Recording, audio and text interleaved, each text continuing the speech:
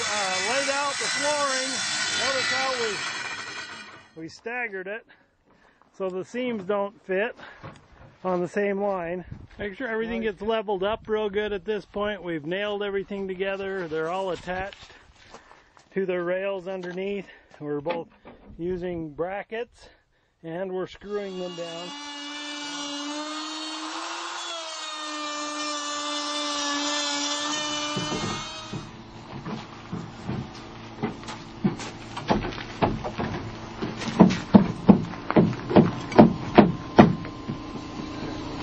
Are you good on your side? We're calling it a step-by-step guide. We're from SDSplans.com, and we do a lot of architectural plans for houses, garages, cabins, barns, but this is a little one that we wanted to build for our backyard. So we wanted to create a little how-to video and workbook at the same time. So let's kind of show you how we started.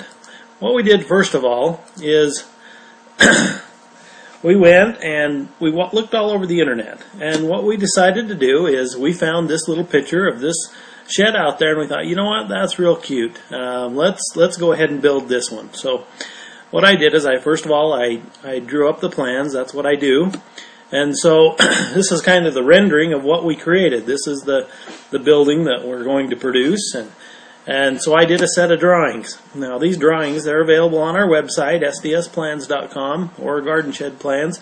We've got lots of different styles. So if you don't like this one, we actually have almost 300 different garages and sheds on our site, and they're all just really reasonable at usually $9.95 or less. And you can come purchase those or draw your own, but we'll show you how we did it. So on this first page, I just want to kind of show that we have the main floor plan, the rendering, the things that are needed. Now a set of plans are needed to be able to get it approved by your city.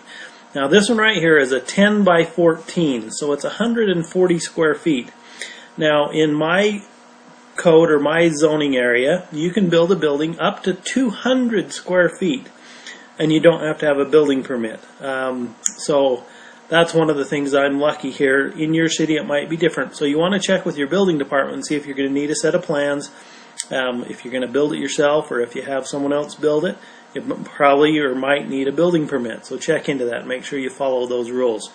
So let's go down just a little bit. That's the first page. This is the second page, shows the elevation. That's how it looks if you looked at it from the front, the heights, the widths, just kind of how it's going to look. Also tells the types of materials that you're going to put on it. Next page actually shows the framing details, the framing of the floor joists.